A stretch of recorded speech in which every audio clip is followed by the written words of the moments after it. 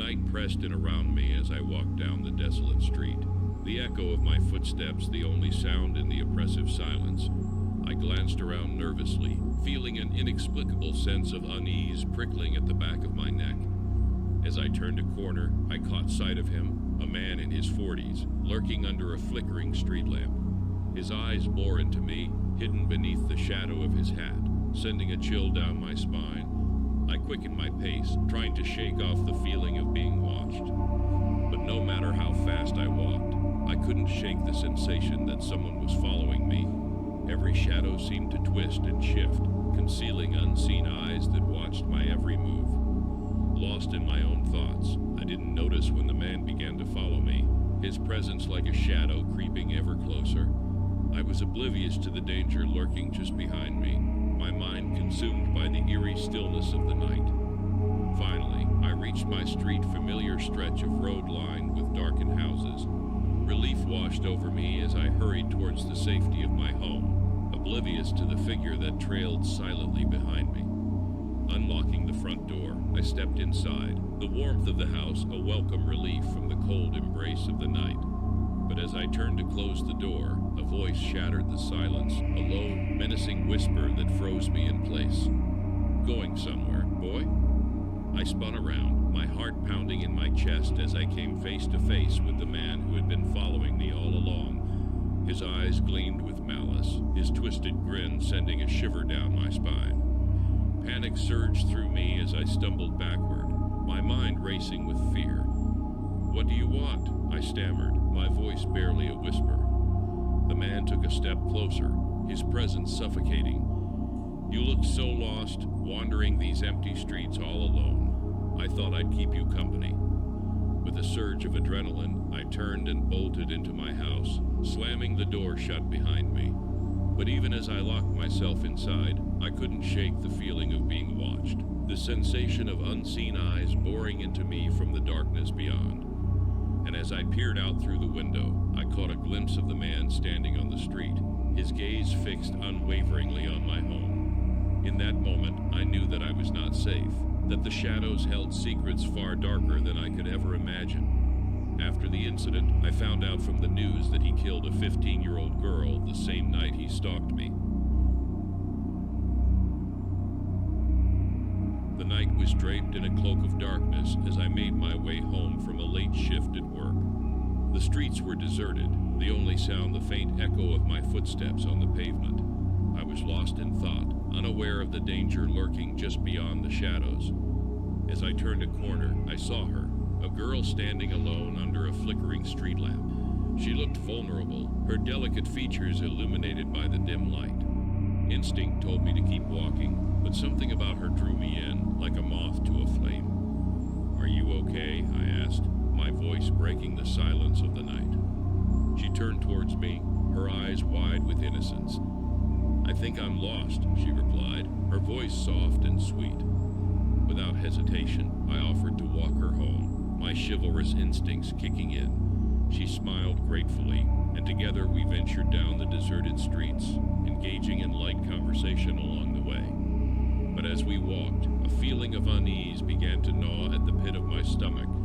There was something off about her, something that didn't quite add up. Yet I pushed aside my doubts, captivated by her charm. We arrived at her house, a quaint little cottage tucked away in the darkness of the night. She invited me inside, her smile never faltering. As we stepped into the dimly lit interior, a sense of foreboding washed over me, but I ignored it, too entranced by her to care. She offered me a drink, and I accepted, trying to quell the growing sense of unease that gnawed at the edges of my mind.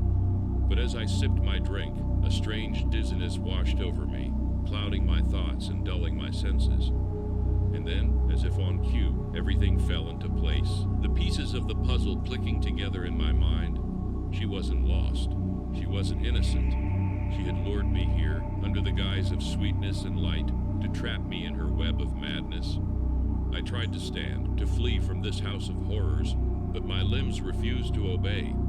Panic surged through me as I realized the truth. I was paralyzed, trapped in her lair with no means of escape.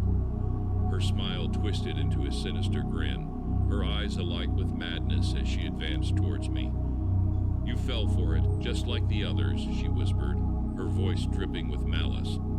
"But don't worry, sweetheart. You'll make a lovely addition to my collection." And as the darkness closed in around me, I knew that I had been deceived, that the girl who had lured me here with her sweet facade was nothing more than a monster in disguise, a predator preying on the innocence of the night.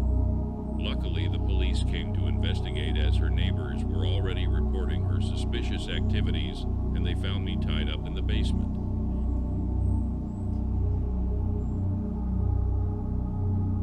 It started subtly, a stray blonde hair clinging to my coat sleeve, a half-eaten cupcake on my doorstep, the kind with sprinkles I despise. I chalked it up to clumsy neighbors and a forgetful baker. Then came the drawings, detailed sketches tucked into my newspaper, depicting my day with chilling accuracy, walking the dog, grabbing coffee, even showering thankfully, just the outline of the shower stall. Panic gnawed at me. I reported the drawings to the police, but they dismissed them as a fan. A fan? I was a graphic designer, not a celebrity. Fear became a constant companion. My apartment keyhole got clogged with a wad of blonde hair, followed by a childhood teddy bear, its button eyes gleaming with an unsettling red thread smile. The red looked suspiciously like blood. I moved, changed my number, and started carrying pepper spray. But the first night in my new apartment, a haunting music box melody drifted through my window. A lullaby, slow and melancholic, the kind that belonged in dusty antique shops. It stopped abruptly, leaving a suffocating silence. Months passed with an unnerving quiet. I started to relax, hoping the stalker had given up. Then the packages began. No return address, only loopy handwriting like a child's scrawl. The first one contained a porcelain doll with uncanny familiarity, my haircut, clothes, and even a tiny replica of my favorite shirt. But the truly horrifying part? Its mismatched button eyes, one brown, one a startling blue, just like mine. More packages followed. My beloved leather jacket was stained a sickening red, and a framed photograph of my high school graduation, a ceremony I barely remembered with a clump of blonde hair trapped inside the glass. I couldn't take it anymore. I called the police, this time armed with evidence. A detective, a sharp woman named Miller, took over. Fingerprints and DNA were extracted. The blood and hair belonged to Amelia, a childhood friend I barely remembered. We were neighbors when I was young before my family moved away. Detective Miller discovered a disturbing pattern. Amelia had lived in several places, all mirroring mine. Relief, twisted and unwelcome, washed over me. It wasn't a random stranger. It was someone I knew, maybe someone I could reason with. Finally, an end to this waking nightmare. Then came the knock on my door, late one night. My heart hammered against my ribs as I saw the familiar blonde-hair Amelia, older but still recognizable. Her blue eyes were wide and desperate, her smile strained and manic. Before I could react, she barged in. Fear choked me as I scrambled for my phone to call the police. But Amelia was faster. A syringe materialized in her hand, its shiny barrel a terrifying glint in the dim light. "Don't even think about it, Mark," she hissed, her voice high-pitched and shaky. "We belong together. Remember?" Memories flickered. A little girl with pigtails, watching from her window across the street. We'd wave at each other, but never spoke much. The lullaby melody, it was my mom's bedtime song, one that must have drifted through the open windows back then. "The music box," I said, trying to stay calm. "You used to listen to it at night, right?" "We used to talk every night," she whispered, tears welling up in her eyes. "You promised you'd never leave." A chilling realization dawned. This wasn't a stalker. This was a broken person clinging to a distorted memory of childhood proximity she mistook for a deeper connection. Panic morphed into a different kind of fear. What if she wasn't alone? "Amelia," I managed, voice trembling. There was no promise. We were just kids. Before she could respond, a crash from outside shattered the tense silence. Sirens wailed in the distance, growing closer. My call to the police had connected. Relief washed over me as Amelia flinched, the syringe dropping from her grasp. The sound of heavy footsteps thumped on the stairs. My apartment door flung open, revealing Detective Miller and another officer. They subdued a struggling Amelia, who screamed accusations I couldn't understand. She was arrested, her pleas echoing down the hallway. As the officers led her away, she turned back, her eyes burning with a mix of anger and despair. "Remember, Mark," she shrieked, her voice cracking. "You promised?" The door slammed shut behind her, leaving a deafening silence. I sank to the floor, legs shaking. The nightmare was over, but the memory of it and the fear would stay with me forever. 3 years. 3 long years since the cops hauled Amelia away, her manic pleas echoing down the hallway. Peace, a fragile thing, had finally settled. My sleep wasn't plagued by visions of creepy dolls and bloody clothes. The silence outside my window was no longer filled with dread.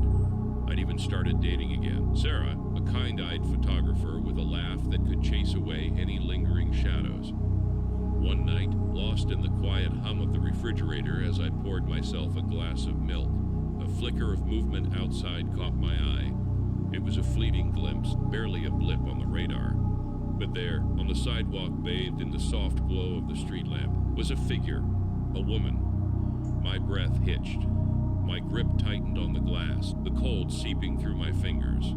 I willed myself to blink, to dismiss it as a trick of the light. But when I opened my eyes again, the figure was still there. It was a woman with long blonde hair cascading down her back. She wasn't close enough to make out her features, but the way she stood, arms raised in a slow, deliberate wave, sent a jolt of icy fear through me. It was the same wave Amelia used to do from her bedroom window all those years ago.